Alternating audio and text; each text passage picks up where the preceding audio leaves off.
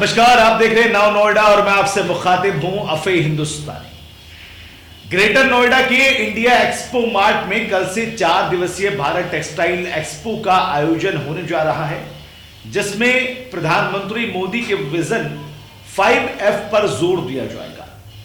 इसमें मुख्य तौर पर हस्तशिल्प, जीआई उत्पाद, पारंपरिक खिलौने, लाइव शिल्प प्रदर्शन और स्टार्टअप को बढ़ावा दिया जाएगा। इस एग्जीबिशन को 2 हिस्सों में आयोजित किया जा रहा है, जिसमें एक ग्रेटर नोएडा के एक्सपो मार्ट में 12 से 15 फरवरी और दूसरा दिल्ली के भारत मंडपम में 14 से 17 फरवरी को आयोजित किया जाएगा। एक्सपो मार्ट में कल केंद्रीय टेक्सटाइल मंत्री गिरिराज सिंह भी इस आयोजन में आएंगे और साथ ही यहां पर कल लैंप लाइटिंग का प्रोग्राम किया जाएगा, जिसको एक तरह से इसकी शुरुआत माना जा रहा है। और भी कई मंत्रियों को यहां पर आने की बात सामने आ रही है। साथ ही साथ भारत में छोटे बड़े कारोबार को बढ़ावा देने के लिए और एक तरह से हस्तशिल्प को आगे बढ़ाने के लिए, बायर्स को ढूंढने के लिए, एग्जीबिटर्स को बुलाने के लिए और नए नए स्टार्टअप्स के लिए इस का आयोजन जो है वो किया जा रहा है। क्या कुछ कहना है आयोजकों का, आइए जरा सुन लेते हैं। मैं Dilip Baid, chairman Export Promotion Council for Handicrafts. देखिए, ये जो भारत टेक्स का 2nd एडिशन है, ये एक लार्जर विजन का पार्ट है। जो प्रधानमंत्री जी का जो विजन है 5F, उसके विजन से इसको कंसेप्चुलाइज किया गया है और इसमें एक पूरी होलिस्टिक अप्रोच ली गई है टेक्सटाइल और हैंडीक्राफ्ट इंडस्ट्री की इसमें। और कल माननीय मंत्री जी आ रहे हैं लैंप लाइटिंग के लिए यहाँ पे इस प्रेमिसेस में, आईमेल एक्सपो मार्ट प्रेमिसेस में लैंप लाइटिंग के लिए आ रहे हैं। 2 पार्ट पे हो रहा है सर, दूसरा पार्ट कहाँ पे और कब से शुरू? दूसरा पार्ट 14 से शुरू होगा भारत मंडपम में। इसके 2 भाग हैं। यहाँ पे इसके 4 चीज़ों पे हो रहा है। एक तो टेक्सटाइल मशीनरी पे हो रहा है, एक टेक्सटाइल्स डाइस एंड केमिकल्स पे हो रहा है, एक हैंडीक्राफ्ट पे हो रहा है और एक जो सोर्सिंग एजेंट्स हैं, जो एक्सपोर्ट के लिए जो सोर्स करते हैं, उनकी तरफ से हो रहा है। हम लोग यहाँ देखो, फुटफॉल तो पूरा जो एक्सपेक्ट कर रहे हैं वो इस प्रेमिसेस में कम से कम 20-25 हज़ार लोगों का फुटफॉल एक्सपेक्ट कर रहे हैं। ओवरसीज़ बायर्स के कंफर्मेशन है हमारे पास। ओवरसीज़ बायर्स भी आएंगे और डोमेस्टिक बायर्स भी काफ़ी आएंगे सोर्सिंग के लिए। देखिए, अभी जो रिटेलर्स हैं पूरे इंडिया में, उनके लिए सोर्सिंग थोड़ा सा डिफ़िकल्ट हो रहा है क्योंकि स्ट्रक्चर्ड नहीं है। अब इस भारत टेक्स के माध्यम से हम उसको स्ट्रक्चर दे रहे हैं।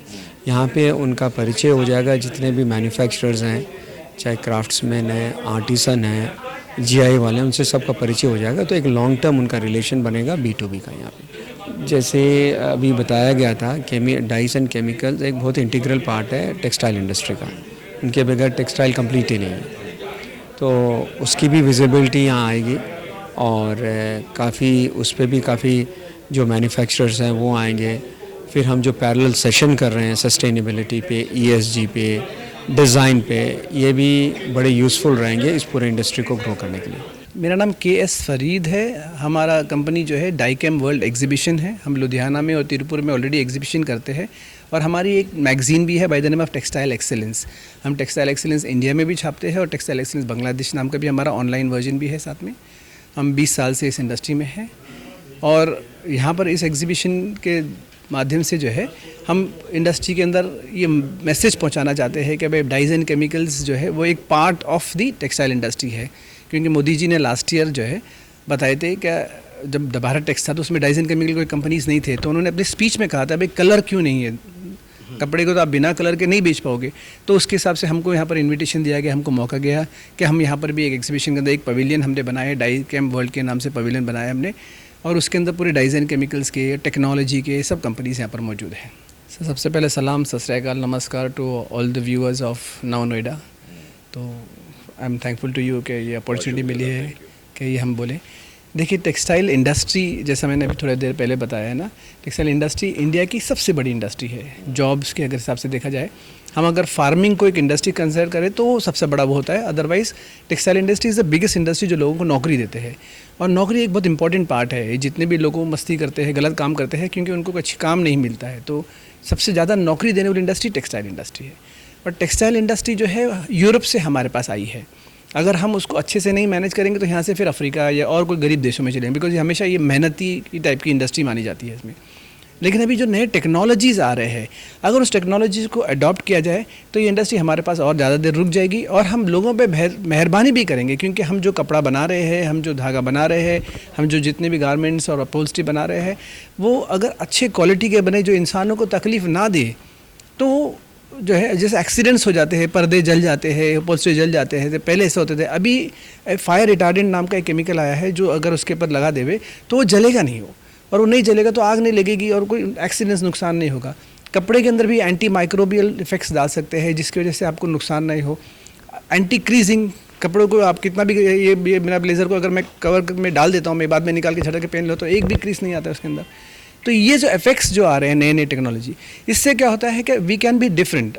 China is very famous in mass, एक साथ में एक बटन दबाओ लाखों शर्ट बन जा रहे हैं इसमें, और उनके अंदर पर पीस के अंदर जितना फ़ायदा हो रहा है उससे ज़्यादा फ़ायदा इंडियन फैब्रिक को आ रहा है, because we are focusing on class, है ना। हिंदी पिक्चर के अंदर जो साइड एक्टर लोग कपड़े पहनते हैं उससे ज़्यादा कीमत तो हीरो के कपड़ा होता है ना।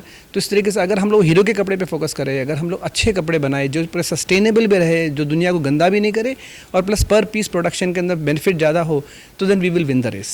देखो, मैं ये है कि हमारे पास जो एग्जिबिटर्स आए हैं वो एग्जिबिटर्स नए नए टेक्नोलॉजीज़ लेकर आए हैं। ऐसे हर्बल केमिकल्स वाले आए हैं, हर्बल डाइस के लोग आए हैं, जो लोग के केमिकल्स को आप इस्तेमाल करने से आपको कम से कम नुकसान होगा। तो आपके माध्यम से मैं सबको इनवाइट करना चाहता हूं कि वो हमारे शो में आइए और यहाँ पर वो टेक्नोलॉजी का लाभ उठाइए। यहाँ पर कॉन्फ्रेंसेस होंगे जहाँ पर नॉलेज दिया जाएगा, जहाँ पर बताया जाएगा ये कैसे इस्तेमाल करना है। It is not very tough, बहुत रॉकेट टेक्नोलॉजी नहीं है। आप जो तरीके से चला रहे हैं वैसे ही करना है, पर खाली प्रोडक्ट्स को थोड़ा सा चेंज करना है, टेक्नोलॉजी का टाइमिंग कम करना है, इलेक्ट्रिसिटी का बिल आपका कम आना है, आप जो इम्पैक्ट एनवायरनमेंट पे कर रहे हो कम से कम इम्पैक्ट हो। उस तरीके के केमिकल्स ऑलरेडी है इंडस्ट्री में, लेकिन लोगों को इस्तेमाल करना है, लोग जानना है।